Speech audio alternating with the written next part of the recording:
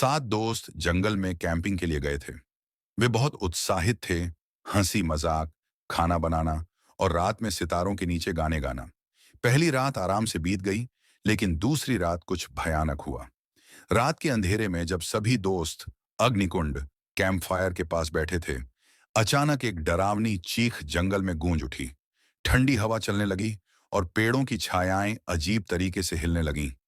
तभी राहुल जोर से चिल्लाया और जमीन पर गिर गया। उसका चेहरा सफेद पड़ गया था। वह कांपते हुए बोला, कक कक, किसी ने मेरा पैर पकड़ लिया। सब घबरा गए। विक्रम, जो खुद को लीडर मानता था, जोर से चिल्लाया, हमें यहां से तुरंत भागना चाहिए। डर के मारे सभी दोस्त भाग गए, राहुल को अकेला छोड़कर। सिर्फ आर्यन ने ऐसा नहीं किया। आर्यन ने पीछे मुड़कर देखा। राहुल अभी भी जमीन पर पड़ा था, डर से कांप रहा था। आर्यन का दिल नहीं माना कि वह अपने दोस्त को इस हालत में छोड़कर भाग जाए।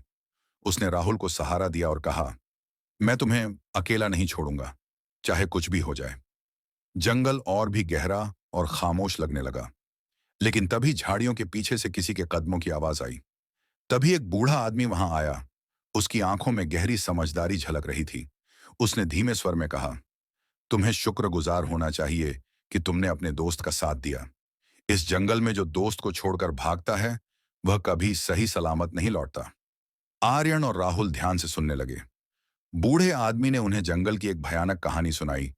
जो लोग अपने दोस्तों को कठिन समय में छोड़ देते हैं, वे जंगल की आत्माओं के शिकार बन जाते। सुबह होते ही आर्यन और राहुल अपने कैंप लौटे, लेकिन वहां बाकी दोस्त बदले हुए नजर आ रहे थे। विक्रम और बाकी दोस्तों के चेहरे पीले पड़ चुके थे। उन्होंने बताया कि रात भर जंगल में कुछ साए उनका पीछा कर रहे थे। किसी ने उनके नाम पुकारे और उन्हें लगा कि कोई अदृश्य ताकत उन्हें वापस खींच रही थी। राहुल मुस्कुराया और आर्यन से बोला, अब मुझे समझ आ गया कि सच्चा दोस्त कौन होता है।